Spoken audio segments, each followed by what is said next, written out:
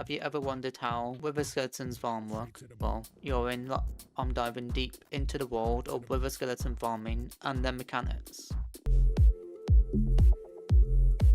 Wither Skeletons exclusively spawn within the Nether Fortress bounding box, on any solid block within the fortress structures.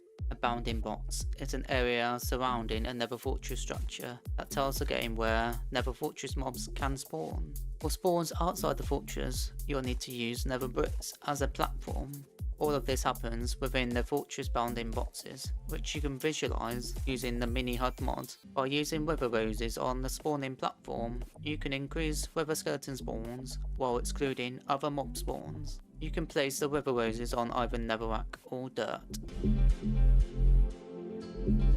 This is what a crossroad looks like, a structure where 4 paths meet without a central housing. Crossroads have a larger bounding box than other structures, making them perfect for wither skeleton farms. Each crossroad measures 19 by 19 in size, with the point where the paths intersect at its centre. To determine the edges, simply count 9 blocks out in every direction from the centre.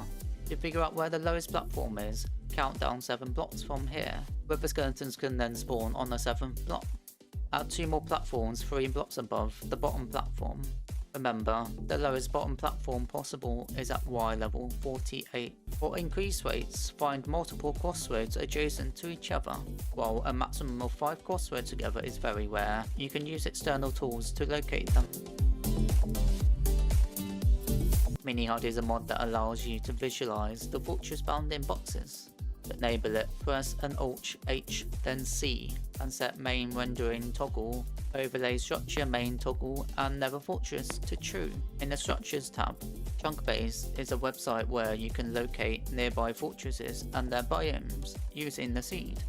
Fortress Finder is an essential tool for finding the most optimal crossroads using the seed. If you are going to use my design, enter 1 for the triple line crossroad, 48 for the max Y level and your preferred search distance. Carpet Sky Edition mod allows you to have a void nether for testing nether farms. For better fortress spawn rates, look for another fortress deep in the Soulsand Valley or Warped Forests. These biomes have fewer biome related mob spawns, which reduces the need for extensive spawn proofing. If you are doing a nether perimeter, the biomes become irrelevant, as spawn attempts only occur within the farm itself. You can prevent mob spawns by placing slabs, pressure plates or lava. For farms with a kill chamber underneath the farm, you'll need to spawn proof the surrounding areas up to 128 blocks from your standing position. Any mob outside this radius will instantly despawn. The mini hub mod can help you visualize where spawn proofing is needed.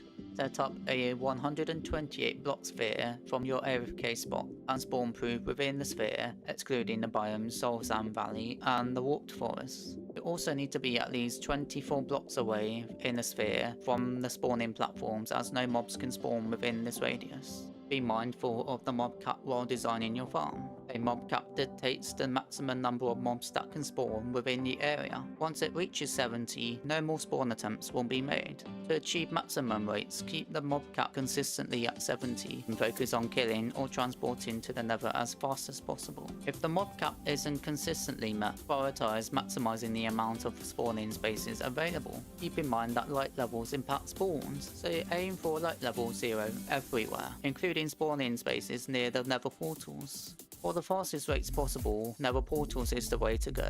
However, it's worth noting that for a 2-dimensional farm, you'll require either another player or a carpet bot to ensure that the overworld side remains loaded. The lower the fortress and spawning platforms are, the higher the chance of mob spawning. However, this significantly increases spawn rates only when breaking the bedrock roof above the platforms and the skirt area.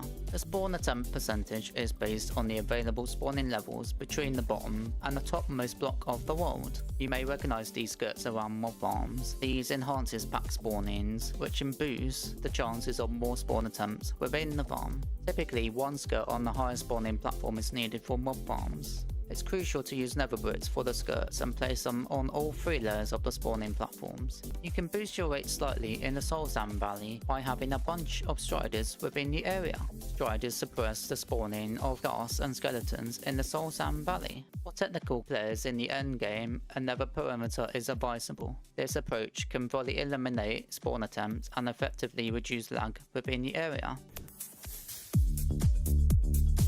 Piglins are often used as bait to attract wither skeletons. Iron golems are also an option. They are more often used in beginner farms. You'll frequently encounter piglins combined in one spot enclosed by walls or trapdoors. This arrangement ensures that wither skeletons navigate to the right spot to fall down. The aggro range of piglins is 15 blocks in a sphere. It is important to capture piglins holding swords, because they're easier to handle during the process, and having a piglin with a bow would risk the wither skeletons dying before reaching the kill chamber. To capture piglins, find a nearby nether waste or crimson forest. Use boats to simplify the process, preventing them from despawning. Safely transport them to their positions by having a path towards the farm. However, remember to name tag the piglins as you put them into the farm so that they don't despawn.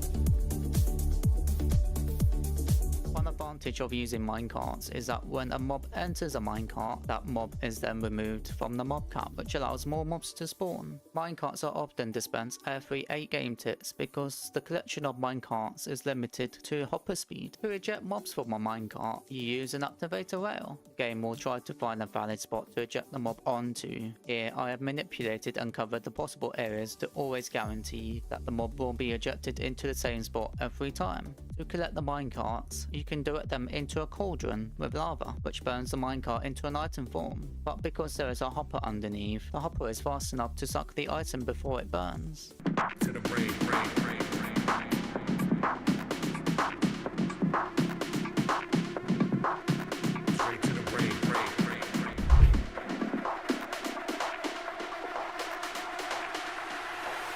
Straight to the brain.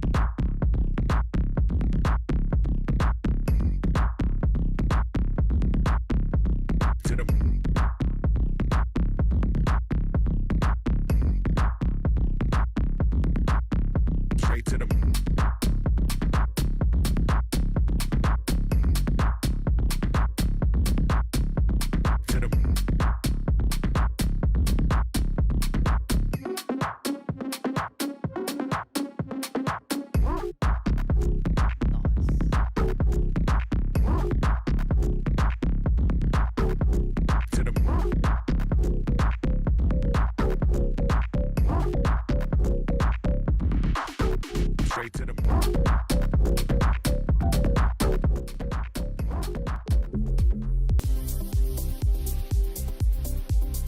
I'm utilising the entire available spawning area across all 3 crossroads. In this setup, there are 3,249 wither roses and netherrack, creating the spawning spaces. To attract the wither skeletons, I positioned piglins at the platform edges. Each piglin is name tagged and evenly spread out in their designated area, increasing the drop speed of wither skeletons. A total of 30 piglins are used, 5 on each side and 10 on each layer. A line of trapdoors serves to prevent wither skeletons from crossing over and reduces their pathfinding.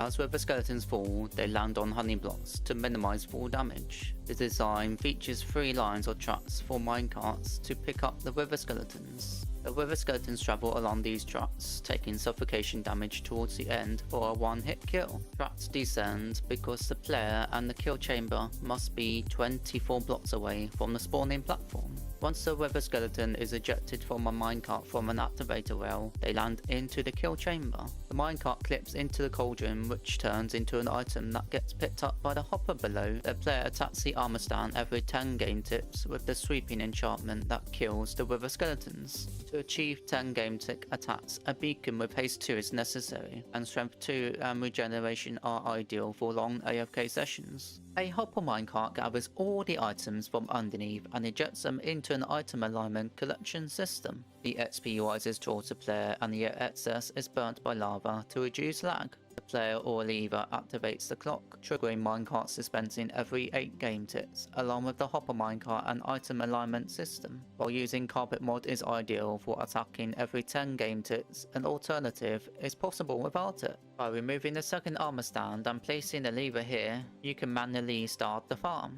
Use any auto clicker of your choice and set the milliseconds to 500. For even higher rates, you can capitalize on the structures surrounding the crossroads. This approach can increase the rates up to nearly 2,500 skulls an hour, depending on the number of available structures used. Additional spawning spaces require some adjustments. Enclose piglins with walls, adding an extra one at the back while leaving the front open. Use either trapdoors or slabs on top of the walls. Eliminate trapdoors within gaps and place buttons on the edge to prevent activating the trapdoors. Extend walls outside the spawning spaces and increase the skirt by 10 blocks on all sides. For the best results, spawn-proof everything and make a hole in the roof above the spawning spaces and the skirts. Creating this video and farm design took well over 100 hours to make. Your support on Patreon would make a huge difference. Thank you so much for watching, and I'll see you around.